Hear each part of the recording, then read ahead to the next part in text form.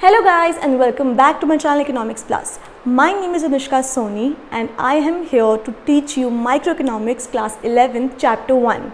Last class में हमने पढ़ा था कि पीपीसी क्या होता है, उसका ग्राफिकल रिप्रेजेंटेशन क्या होता है. ग्राफिकल रिप्रेजेंटेशन से पहले हमें एक पीपीसी स्केड्यूल बनाना पड़ता है, that is production possibility schedule. क्या पॉसिबिलिटीज़ हो सकती हैं, कितने अजम्पशंस हम लेके चलते हैं, राइट. अगर आपने वो वीडियो नहीं देखा है प्लीज़ गो एंड वॉच, ताकि आपको ये टॉपिक भी अच्छे से समझ आ जाए. और अगर आपने वो पढ़ लिया तो हम इस पर कंटिन्यू करते हैं, राइट. हमने लास्ट क्लास में थोड़ा सा, एक सेकेंड आगे जाने से पहले थोड़ा सा रिविजन कर लेते हैं. सो हमने पढ़ा था कि एक पीपीसी होता है graphical representation of possible combinations of two goods, जो हमने अज्यूम किए थे कि हम टू गुड्स प्रोड्यूस करेंगे, राइट. अब उसकी काफ़ी सारी पॉसिबिलिटीज़ हो सकती हैं, तो उनके कितने पॉसिबल कॉम्बिनेशंस बन सकते हैं, राइट. तो हमने यहाँ पे ABCDEFG 7 पॉसिबिलिटीज़ ली थी. वॉर गुड्स लिए थे, सिविल गुड्स लिए थे. MOC मैंने आपको बताया था, MOC is marginal opportunity cost, that is 1 additional unit. यहाँ पे एक बढ़ रहा है तो यहाँ पे 0 नहीं आएगा, लोग वही गलती कर देते हैं. इसके ऊपर कुछ नहीं है, यहाँ पे एडिशनल कुछ नहीं हुआ तो यहाँ पे डैश आ जाएगा. अब एडिशनल यूनिट बढ़ रहे हैं, राइट. MRT क्या होता है, मार्जिनल रेट ऑफ ट्रांसफॉर्मेशन. मैंने आपको बताया था to gain 1 additional unit marginal rate of transformation. एक यूनिट को गेन करने के लिए, एक यूनिट ऑफ वन गुड को गेन करने के लिए more and more units of the other good are sacrificed. ठीक है, मैंने ये बताया था कि इसका जो फॉर्मूला होता है वो होता है change in sacrifice upon change in gain, right. अब हमने यहाँ पे उसके ऊपर कुछ नहीं किया तो डैश आ जाएगा. यहाँ पे कितना हमने सैक्रिफाइस किया है, 1 किसका, G का, और यहाँ पे कितना गेन किया है, 1 B का, राइट. तो हमेशा MRT में इस 2 आता है, मैंने आपको लास्ट में भी बोला था. यहाँ पे 2 आ जाएगा, क्यों, क्योंकि हमने 2 सैक्रिफाइस किया. यहाँ पे 2 आ जाएगा. यहाँ पे कितना सैक्रिफाइस हो रहा है, 3G 1B, G is guns, B is butter and so on. और मैंने आपको ये भी बताया था कि MOC और MRT increases in case of PPC. क्यों बताया था, मैंने ये भी बताया था. इन केस ऑफ PPC में हमेशा इसलिए इंक्रीज करते हैं क्योंकि more and more goods are sacrifice in order to gain 1 unit, additional margin आ जाता है तो 1 additional unit of other good, right. हमने इसका जब ग्राफिकल इसको हमने जब प्लॉट किया था गन्स एंड बटर को, तो हमारा जो ग्राफ बना था, राइट,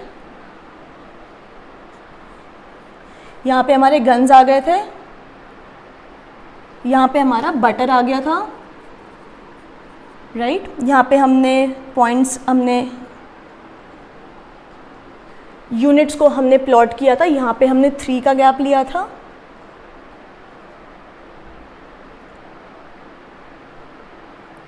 और जब हमने इसको प्लॉट किया था तो ये कुछ इस तरह बना था, राइट.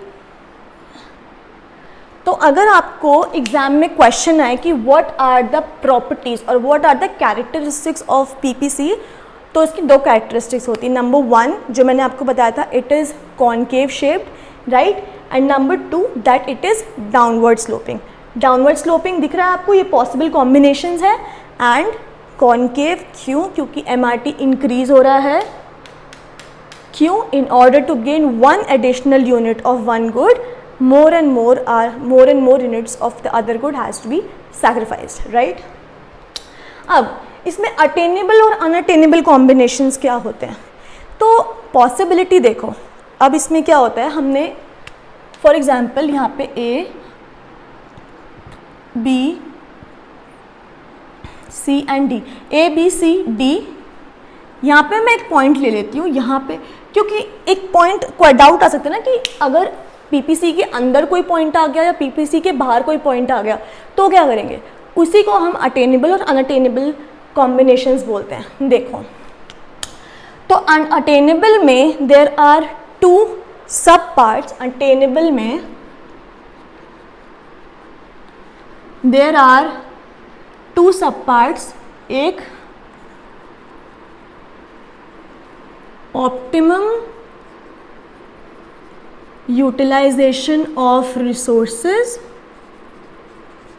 और ये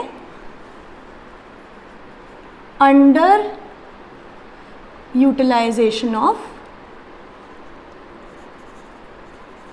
रिसोर्सेज। अब इसका मतलब क्या होता है? ऑप्टिमम यूटिलाइजेशन ऑफ रिसोर्सेज का मतलब होता है कि जो भी हमारे रिसोर्सेज हैं, राइट, वो एक परफेक्ट मैनर में यूटिलाइज हुए हैं। जितने भी हमारे लिमिटेड रिसोर्सेज हैं वो एक बहुत ही एफिशिएंटली और बहुत ही परफेक्ट मैनर में यूटिलाइज हुए हैं, तभी जो उसकी पॉसिबल कॉम्बिनेशंस है वो पीपीसी के ऊपर आएगी। अब इस ग्राफ में if I ask you perfect resources कहाँ पे यूटिलाइज हुए हैं? पीपीसी कर्व के ऊपर जो पॉसिबल कॉम्बिनेशंस आएंगे वही ऑप्टिमम यूटिलाइज होंगे, राइट।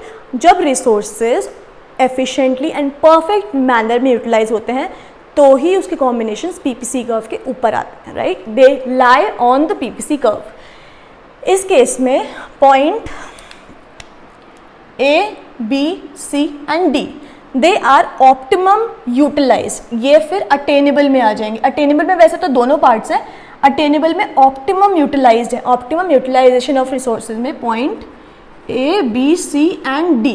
क्योंकि वाई? क्योंकि ये पीपीसी कर्व के ऊपर लाई कर रहे हैं, राइट। अब अंडर यूटिलाइजेशन ऑफ रिसोर्सेज क्या होता है? अंडर यूटिलाइजेशन ऑफ रिसोर्सेज का होता है कि रिसोर्सेज ढंग से यूटिलाइज नहीं किए गए। इसका मतलब होता है जब resources there is a possibility कि जब रिसोर्सेज वेस्ट हो जाएं, जब there is a wastage of resources तो वो अंडर यूटिलाइज हो जाते हैं, राइट। इसको हम ये भी बोल सकते हैं कि इनएफिशिएंट यूटिलाइजेशन ऑफ रिसोर्सेज। यहाँ पे एफिशिएंटली होते हैं, यहाँ पे इनएफिशिएंटली होते हैं। There is a possibility that the resources might get wasted, तो यहाँ पे वो पीपीसी के इनसाइड में आते हैं। तो यहाँ पे जो ई पॉइंट है वो हमारा इनएफिशिएंट और अंडर यूटिलाइज है। तो अगर हमें क्वेश्चन आए कि हमें क्वेश्चन आ सकते हैं कि पीपीसी ड्रॉ करो, उसमें प्लॉट करो सिचुएशंस की ऑप्टिमम यूटिलाइजेशन ऑफ रिसोर्सेज या फिर एफिशिएंट यूटिलाइजेशन ऑफ रिसोर्सेज और एंड दूसरा अंडर यूटिलाइजेशन एंड और इनएफिशिएंट यूटिलाइजेशन ऑफ रिसोर्सेज। तो आप पीपीसी बना के आप ऐसे दिखा सकते हो कि जो पीपीसी के ऊपर लाई करेगा वो efficient optimum utilized of resources का केस है, और जो पीपीसी के inside that is point E lie करेगा वो हमारा अंडर यूटिलाइजेशन और इनएफिशिएंट यूटिलाइजेशन ऑफ रिसोर्सेज का केस है, right. On the other hand unattainable क्या होता है? अनअटेनेबल का मतलब होता है कि जो अटेन नहीं हो सकता, राइट, उसके चांसेस ही नहीं है अटेन होने के।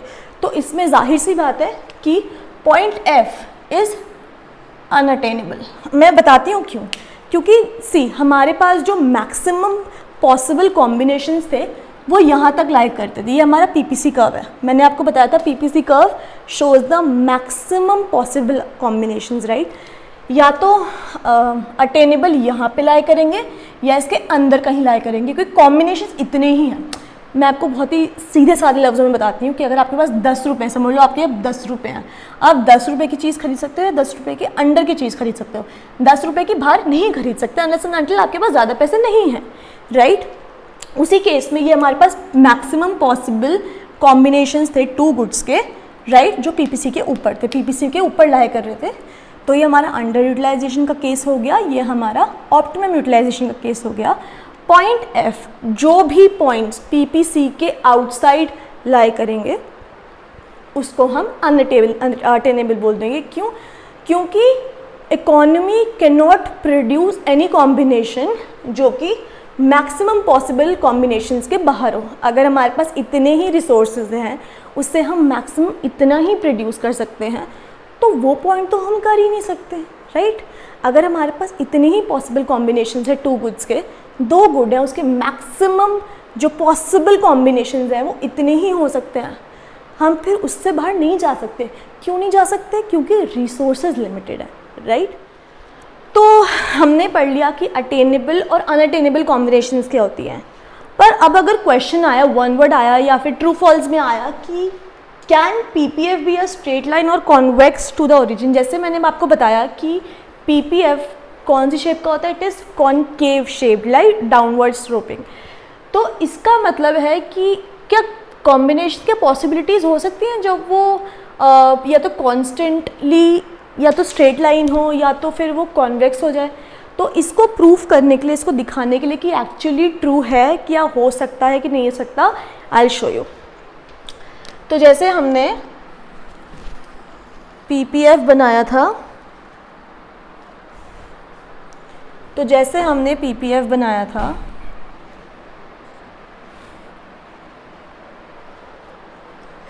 यार अब क्या कर रही हो यार, या तो आप बैठो, मैं आपको पढ़ाती हूँ, चलो बैठो यहाँ पे, तो फिर अंदर निकलो।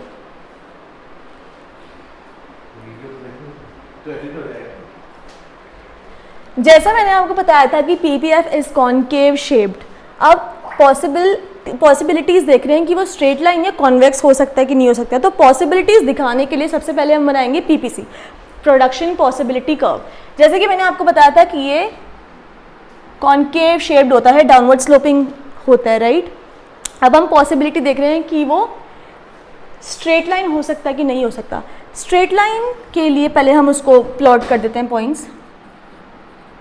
हमने यहाँ पे बटर लिया था, हमने यहाँ पे गन्स लिया था, हमने यहाँ पे ये एक्स एक्सिस, ये Y axis, this is 3, 6, 12, 15, 18 and 21। यहाँ पे हमने लिया था 1, 2, 3, 4, 5, 6। ये यू का मतलब है यूनिट्स, राइट। हमने पढ़ा था कि ये कॉनकेव शेप्ड होता है। क्यों? क्योंकि MRT is always increasing. MRT क्यों इंक्रीज होता है?